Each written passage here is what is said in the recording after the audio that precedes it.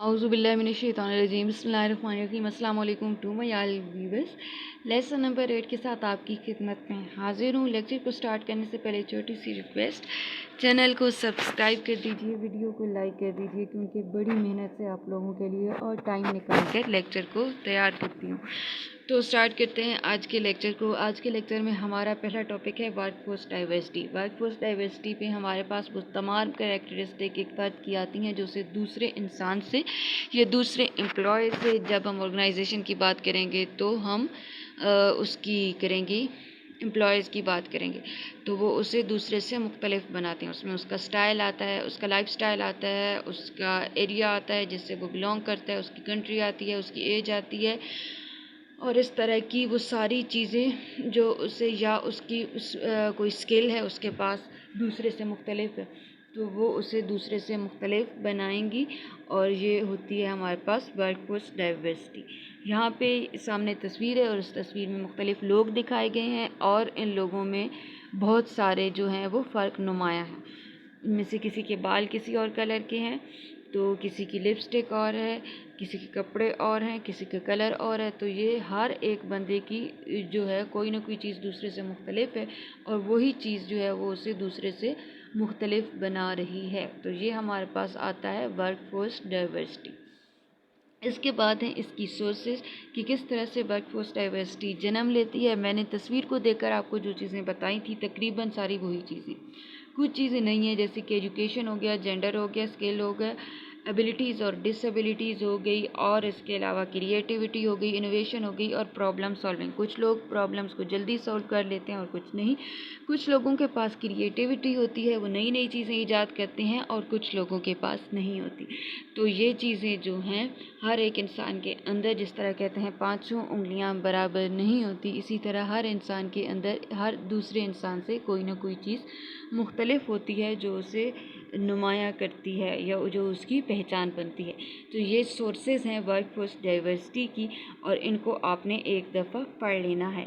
Next हमारे पास आता है how organisation cultivate a diverse work force, कि एक ऑर्गेनाइजेशन के अंदर डाइवर्स वर्क फोर्स जो है वो किस तरह जन्म लेती है या उसको किस तरह बरकरार रखा जाता है, और उसके नेगेटिव इम्पैक्ट जो हैं वो पढ़ने नहीं दिए जाते। तो सबसे पहला टॉपिक, लेकिन इससे पहले ये हेडिंग हम पढ़ लेंगे, organisation plans for becoming multi cultural and making the most of its diverse work force should include. वो ऑर्गेनाइजेशन जो अपनी डाइवर्स वर्क फोर्स को बरकरार रखती हैं और उसको अच्छे तरीके से मैनेज करती हैं, वो किस तरह से करते हैं। तो सबसे पहले वो क्या है कि सिक्योरिंग टॉप मैनेजमेंट को हासिल करते हैं, और इसके अलावा कमिटमेंट को भी। यानी कि इस तरह नहीं होता कि हम डाइवर्स वर्क फोर्स को, जैसे कि हमारी लास्ट 3 लाइंस में है कि कुछ ऑर्गेनाइजेशन ऐसी भी हैं जो कि डाइवर्स वर्क फोर्स जो है उसको ख़त्म करने के कोशिश में होती हैं और उसके ऊपर ज़्यादा तवज्जो नहीं देती, और वो एक ही तरह की पॉलिसीज़ बनाती हैं और ये कहती हैं कि इसके ऊपर आपने अमल करना है। इसके अलावा कुछ ऑर्गेनाइजेशन ऐसी होती हैं जो कोशिश करती हैं कि डाइवर्स वर्क फोर्स जो है वो भी कायम रहे और लोग काम भी करते रहें, अच्छी पॉलिसीज़ बनाती हैं, तो वो मैनेज करती रहती हैं इस डाइवर्स वर्क फोर्स को। अगर हम इसको मैनेज ना करें तो मुख्तलिफ़ कबाइल के लोगों के इख्तलाफात जो होते हैं आपस में, तो उसकी वजह से एम्प्लॉयज़ जो हैं वो आपस में लड़ते झगड़ते रहते हैं। तो हमने कोशिश करनी होती है कि लोगों की पहचान भी कायम रहे और वो लड़ाई झगड़े से भी बचे रहें। नेक्स्ट टॉपिक हमारे पास आता है ऑर्गेनाइजेशनल असेसमेंट। ऑर्गेनाइजेशन का आपको पता है, ऑर्गेनाइजेशन उर्दू में हम इसको तंजीम कहते हैं, लेकिन ऑर्गेनाइजेशन अब हम इधर पढ़ेंगे तो ऑर्गेनाइजेशन को ऑर्गेनाइजेशन ही पढ़ेंगे। असेसमेंट का मतलब होता है तशख़ीस करना या किसी चीज़ का तदारुक करना। तो हम अब पढ़ेंगे ऑर्गेनाइजेशनल असेसमेंट, कि हम उसकी तशख़ीस करेंगे किस चीज़ की ज़रूरत है, किस चीज़ की नहीं ज़रूरत। तो ये है the next step in managing diversity is to assess the organisation. तो सबसे पहले हम देखते हैं, अपनी निशानदेही करते हैं एक ऑर्गेनाइजेशन के अंदर मैनेज करने के लिए डाइवर्सिटी को, اس کی ورک فورس کو، اس کے کلچر کو دیکھتے ہیں، ہم اس کی پالیسیز کو دیکھتے ہیں ہم نے کس طرح کی بنائی ہیں یا کس طرح کی بنی ہوئی ہے. پریکٹسز ان ایریاز سچ ایز ریکریوٹمنٹ. تو واٹ از ریکریوٹمنٹ؟ اس کا مطلب ہمارے پاس آتا ہے معاوضہ. اس کے علاوہ لیبر پول ہے اور کسٹمر بیسڈ ڈیموگرافس ہیں. تو یہ ساری جو چیزیں ہیں جو ہماری آرگنائزیشن کے اندر ہم بینیفٹ دے رہے ہوتے ہیں، جو خدمات دے رہے ہوتے ہیں، وہ ساری ہم دیکھتے ہیں کہ وہ ڈائیورسٹی کو اچھے طریقے سے مینیج کر رہی ہیں یا نہیں کر رہے ہیں. The objective is to identify problem areas. اور ہم نے نشاندہی کرنی ہوتی ہے ان ایریاز کی جہاں پہ پرابلم ہے، اور اس کے علاوہ ہم جہاں پہ چینجز کی ضرورت ہوتی ہے. اگر ہم نے معاوضے کو بڑھانا ہے، اگر ہم نے افرادی قوت میں تبدیلیاں لانی ہیں، ہم نے ثقافت میں تبدیلیاں تھوڑی بہت جو زیادہ اثر انداز ہو رہی ہیں، اگر اس کی وجہ سے مسائل ہو رہے ہیں تو ان کو ہم نے حل کرنا ہے. اور جہاں جہاں پہ تبدیلیوں کی ضرورت ہوتی ہے وہاں پہ ہم ریکمینڈ کر دیتے ہیں. اس کو ہم کہتے ہیں آرگنائزیشنل اسیسمنٹ. اس کے بعد ہم چلتے ہیں اپنے اگلے ٹاپک کی جانب، اور ہمارا اگلا ٹاپک ہے جناب اٹریکٹنگ امپلائز. تو ہم نے اپنے امپلائز کو اٹریکٹ کرنا ہوتا ہے. کیسے کرنا ہوتا ہے؟ Companies can attract a diverse. جو کمپنیز ہوتی ہیں، اچھا اب کیونکہ ورک فورس ڈائیورسٹی بھی ہمارے پاس ہے اور ہم نے اس طرح سے کرنا ہے. ہمارے پاس کیا ہوتا ہے کہ جو ہماری کمپنیز ہوتی ہیں، کیونکہ انہوں نے ڈائیورسٹی کو بھی جو ہے وہ برقرار رکھنا ہوتا ہے، اور اس کے علاوہ کیا کرنا ہوتا ہے کہ امپلائز کو اٹریکٹ بھی کرنا ہے. تو اس کے لیے وہ اچھا عمل جو ہے بھرتی کرنے کا، جس کو ہم اردو میں کہیں گے اور انگلش میں ہم یہ کہیں گے کہ ہم کوالیفائڈ ورک فورس کو، یعنی اچھے لوگوں کو اپنے پاس رکھیں گے. اور کس طرح سے رکھیں گے؟ ہم نے اگر لوگوں کو اٹریکٹ کرنا ہے تو ہم اچھے معاوضے جو ہیں، افیکٹو ریکریوٹنگ پروسیس، اور اس کے علاوہ accommodating employees work and family needs. ہم ان کی فیملی کی جو ضروریات ہیں اگر ان کو بھی دیکھتے رہیں اور ان کو ضروریات کو پورا کرواتے رہیں، یا ان کو اس طرح کے بینیفٹس دیتے رہیں جس سے ان کی فیملی کی ضروریات پوری ہوتی رہیں گی، تو ورک فورس ڈائیورسٹی بہت اچھے سے عمل کرے گی. اور اس کے بعد آتا ہے ڈیولپنگ امپلائز. جہاں پہ ان کی ڈیفیشنسیز ہیں تو ان کو ٹریننگ دیتے رہیں. اگر وہ دوسری کنٹری سے آئے ہیں اور کچھ ان کو مشکلات کا سامنا ہے تو بہت زیادہ طریقے ہیں جن کے ذریعے سے ہم ان کو ٹریننگ ان کو دے سکتے ہیں، اور ڈائیورسٹی کی ٹریننگ دے سکتے ہیں کہ آپ بے شک اپنی پہچان کو نہ چھوڑو لیکن دوسروں سے لڑائی جھگڑا بھی نہیں کرنا. ریٹیننگ امپلائز، کس طرح سے ہم اپنے امپلائز کو اپنے ساتھ جڑا رکھا جو ہے وہ ہمارے ساتھ جڑے رہیں، اس کو ہم برقرار رکھتے ہیں. ریپلیسنگ کوالیفائڈ، یا پھر یہ ہے کہ ریٹیننگ امپلائز یعنی کہ ملازمین کو برقرار رکھنا اپنے ساتھ، جیسے کہ ہمارے پاس آتا ہے as replacing qualified and experience worker become more difficult. جس طرح سے ہمارے پاس کوالیفائڈ اور اچھے کام کرنے والے ہیں اور ہم نے ان کو ریپلیس کرنا ہے تو یہ ہمارے لیے بہت زیادہ مشکل ہوتا ہے اینڈ کاسٹلی بھی ہوتا ہے. Retaining good worker will become much more important. اسی طرح سے اگر ہمارے پاس جیسے ایکسپیرینس والے ہوتے ہیں، اسی طرح سے اگر ہمارے پاس بہت اچھے کام کرنے والے ہیں، بے شک ایکسپیرینس والے نہ ہوں، تو ان کو بھی اپنے ساتھ، اپنی فرم کے ساتھ، اپنی آرگنائزیشن کے ساتھ منسلک رکھنا ہمارے لیے اور زیادہ مشکل ہوتا ہے. اس کے لیے بھی ہم اچھی پالیسیز اور اسٹریٹجیز بناتے ہیں جن سے ہمارے جو لوگ ہیں وہ ہماری آرگنائزیشن کے ساتھ جو ہیں وہ جڑے رہتے ہیں اور اپنا ساتھ منسلک رکھتے ہیں. اس کے بعد ہمارے پاس آتے ہیں سٹیپس. کون سے سٹیپس ہیں جناب؟ Steps towards management of diversity. Diversity کو مینیج کس طرح سے کریں گے؟ ہم ڈائیورسٹی کو مینیج اس طرح سے کریں گے، ہم اس طرح کے سٹیپ لیں گے جس سے ہماری جو ڈائیورسٹی ہے وہ پوٹینشیلی ہمارے لیے ایڈوانٹیجز پیدا کرے اور منیمائز کرے بیریئر جو ہوتے ہیں ڈائیورسٹی کو لے کر. یعنی اگر مختلف علاقوں کے لوگ ہیں، جیسے کہ ہمارے پاس یہاں پہ 4 ہاتھ دکھائے گئے ہیں، اور ان میں ان کی رنگ جو ہے مختلف ہے. اب یہ رنگ جو ہے اس کو آپ صرف رنگ کے طور پر نہ لو، بلکہ یہ دیکھو کہ ان کی خصوصیات بھی مختلف ہوں گی، ان کی عادات مختلف ہوں گی، اتوار مختلف ہوں گے. تو آپ نے اس کو اچھے طریقے سے اگر مینیج کر لیا تو یہی لوگ اپنی صلاحیتوں کو اچھے طریقے سے آپ کے سامنے پیش کریں گے اور آپ کی آرگنائزیشن بہت آگے جائے گی. بوسٹنگ کا مطلب ہوتا ہے جو ہمارے پاس ہوتی ہے نا کوئی چیز، اس کی سپیڈ کو بڑھانا، سپیڈ اپ کرنا. Boosting workforce diversity. Employees use various means to boost workforce diversity.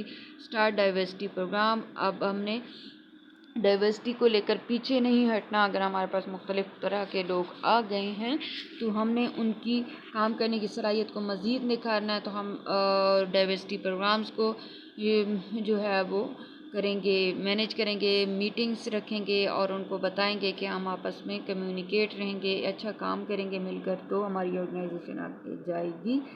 Equal employment opportunity. یہ نہیں ہے کہ ہم اپنے ملک کے لوگوں کو زیادہ جو ہے وہ چانسز دیں ترقی کے، اور جو ہمارے پاس باہر سے لوگ آئے ہیں یا ہم اپنے ریجن کے لوگوں کو زیادہ جو ہے وہ پریورٹی دیں اور دوسروں کو نہ دیں. تو اس وجہ سے ڈائیورسٹی جو ہے وہ نیگیٹو افیکٹ کرتی ہے آرگنائزیشن کے اندر. تو ہم نے کوشش کرنی ہے کہ ایکول امپلائی اپورچونٹی ہو. اور اس کے بعد ہمارے پاس آتے ہیں افرمیٹیو. جو ہمارے پاس افرمیٹیو ہوتا ہے یہ ہمارے پاس مثبت یا پازیٹیو میننگ میں ہم لیتے ہیں. جب ہم اچھی مثبت کارروائی کرتے ہیں تو اس کو ہم مثبت کارروائی کرتے ہیں تو اس کو ہم کہتے ہیں افرمیٹیو ایکشن. 2 basic strategies. اس میں ہمارے پاس 2 اسٹریٹجیز یوز ہوتی ہیں. The good faith effort strategy is aimed at changing the practices that contribute to minority groups and females exclusion and underutilization. اچھا اس میں کیا ہوتا ہے؟ اس میں جناب ہم نے یہ دیکھنا ہوتا ہے کہ وہ ہمارے پاس جو اقلیتی گروپ ہیں، یعنی کہ اگر ہم ایک مسلم کنٹری میں کام کر رہے ہیں، پاکستان میں کام کر رہے ہیں، تو ہمارے پاس باہر سے لوگ آتے ہیں جن کا مذہب کچھ اور ہے، یا ہمارے پاس خواتین کام کر رہی ہیں تو ان کے لیے ہم اچھی پالیسیز بنائیں اور جو ان کے لیے معاون ہوں. تو یہ ہمارے پاس ہم مثبت کارروائی کرتے ہیں، پروموشن بھی جو ہے اور اس کی حکمت عملی بھی ہے، وہ سارا کچھ. اس کے بعد ہے چیلنجز کیا ہوتے ہیں مینیج کرنے میں اس کو امپلائیز ڈائیورسٹی کو. تو resistant to change. Although employees' diversity is a fact of life, the dominant groups in organization are still composed of white men. اچھا اس میں پتہ ہے کیا ہوتا ہے کہ ویسے تو ہم چاہتے ہیں کہ کچھ ایسی پالیسیز ہوں جس کی وجہ سے ہماری جو آرگنائزیشن ہے ڈائیورسٹی اس میں قائم رہے اور مثبت طریقے سے قائم رہے. لیکن جو ہمارے اگر علاقے کے لوگ ہیں وہ زیادہ تعداد میں ہیں تو وہ ریزسٹ کرتے ہیں ایسی چیزوں کو، کیونکہ ان کو تو فائدہ پہنچ رہا ہوتا ہے اور وہ نہیں چاہتے کہ دوسرے ان سے آگے بڑھیں. تو ہر جگہ پہ اچھے برے لوگ ہوتے ہیں. تو یہ ہوتا ہے resistance to change. Segmented communication network اور ہے ہمارے پاس ریسینٹمنٹ. اور ایک دفعہ میں دیکھ لوں کہ ہمارا کتنا رہتا ہے. اچھا جی تھوڑا سا رہ گیا. اچھا میں یہ پڑھ رہی تھی segmented communication network. The one study found that most communication within an organization occur between members of the same sex and race. Therefore, a diversified workforce organization may face the challenge of segmented communication. جب ہم پاکستان کی بات کر رہے ہیں، ہم اپنی organization کی بات کر رہے ہیں، ہم کام کر رہے ہیں وہاں پہ، ہم اردو میں بات کریں. اگر باہر سے کچھ لوگ ہمارے پاس کام کر رہے ہیں اور وہ اردو کو نہیں سمجھتے تو وہ ان کے لیے ایک بیریئر ہوگا. یا پھر یہ ہے کہ ہم کہیں پہ کام کرتے ہیں اور وہاں پہ ایک دو خواتین یا ایک خواتین ہے اور باقی سارے مرد حضرات ہیں، تو وہ بھی لیک آف کمیونیکیشن ہوگا. تو یہ جو مختلف سیگمنٹ ہوتے ہیں، پنجابی میں ٹوٹے کہتے ہیں، اور ٹکڑوں میں بٹی ہوئی کمیونیکیشن جو ہوتی ہے اس کی وجہ سے بھی ہماری ورک فورس ڈائیورسٹی اچھے طریقے سے کام نہیں کرتی. اس کے بعد ہم بڑھتے ہیں اپنے اگلے ٹاپک کی جانب اور یہ ہمارے پاس ریسینٹمنٹ. اچھا ریسینٹمنٹ پتہ ہے کیا ہوتا ہے؟ ریسینٹمنٹ کو ہم لیتے ہیں ناراضگی کے معنوں میں. Equal employee opportunity that can be defined as fairness employee that is free from all sort of discrimination in majority of organization was a forced change rather than a voluntary one. جب ہم equal employee opportunity کی بات کرتے ہیں کہ تمام لوگوں کو روزگار کے مساوی مواقع جو ہیں وہ فراہم کریں، تو اس میں جو ہمارے پاس ڈومیننٹ لوگ ہوتے ہیں وہ ایک طرح سے ان کے اوپر ہم زبردستی اس چیز کو اپلائی کر رہے ہوتے ہیں، تو اس کو ہم کہتے ہیں والنٹری ون، ٹھیک ہے۔ اس کے بعد ہمارے پاس آتا ہے backlash, while women and minorities may view farm cultural diversity policy as a commitment to improving their chances for advancement. White men may see it as a threat. جب ہم کہتے ہیں کہ جو مائنورٹیز ہیں ہمارے پاس، یعنی کہ جو اقلیتیں ہیں اور جو ہمارے پاس عورتیں ہیں، ہم اس طرح کی پالیسیز بناتے ہیں کہ وہ بھی آگے بڑھیں، تو وہ جو ہمارے پاس دوسرے لوگ ہوتے ہیں جو ان سے بہتر ہوتے ہیں یا تعداد میں زیادہ ہوتے ہیں، وہ اس کو ایک خوف کی طرح لیتے ہیں، کیونکہ وہ سمجھتے ہیں کہ یہ لوگ ہم سے آگے چلے جائیں گے اور ہم ان سے پیچھے رہ جائیں گے۔ تو یہی چیزیں اس کے اندر ہیں کہ ہم کس طرح سے اس کو اوائڈ کر سکتے ہیں، اور آگے اتنا خاص امپورٹنٹ نہیں ہے، کوشش کیجیے گا پڑھ لیں۔ اور ہاں، ایک یہ والا زیادہ ٹاپک جو ہے وہ امپورٹنٹ ہے، اور اس کو ہم کہتے ہیں اسٹیریوٹائپنگ۔ اچھا جی، اسٹیریوٹائپنگ میں ہمارے پاس ہمارے دقیانوسی تصورات ہوتے ہیں، جیسے کہ پرانے زمانے کے ہمارے جو کچھ خیالات تھے کہ اگر کالی بلی راستے سے گزرے گی تو وہ دن ہمارا اچھا نہیں گزرے گا، یا ہمارے وہ تجربات جو ہمارے ماضی میں رہ چکے ہیں ان کی بنیاد پر ہم ہر چیز کو اسی انداز سے جب ہم دیکھتے ہیں تو وہ ہمارے پاس آتے ہیں اسٹیریوٹائپ۔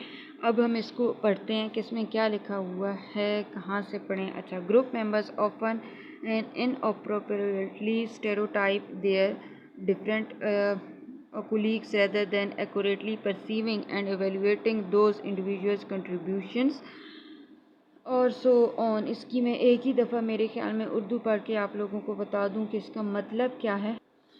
اس کا مطلب پتہ یہ ہے کہ ہمارے جو گروپ ہوتا ہے اس کے کچھ لوگ اس طرح سے ہوتے ہیں کہ وہ نامناسب طریقے سے اسٹیریوٹائپ کے ذریعے سے چیزوں کو تصور کرتے ہیں، اور ان کے جو ساتھی ہوتے ہیں وہ بھی تعاون کرنے کی بجائے اپنے انہی پرانے جو ان کے ہوتے ہیں نظریات ان کو اور اپنی خواہشات کے مطابق چیزوں کو دیکھتے ہیں اور پھر ان کو اڈاپٹ نہیں کرتے، نئی پالیسیز وغیرہ کو، تو یہ جو ہیں بہت زیادہ برے طریقے سے اثر انداز ہوتی ہیں، اور یہی ہمارے پاس آتا ہے اسٹیریوٹائپ میں۔ ایک دفعہ پڑھ لینا ہے، اور باقی مسٹرسٹ اینڈ ٹینشن ایٹسٹراز یہ ساری چیزیں آسان ہیں، 2-3 ٹاپک میں نے چھوڑے ہیں، یہ آپ لوگوں نے پڑھ لینے ہیں، یہ جی ایچ آئی اور جے کو۔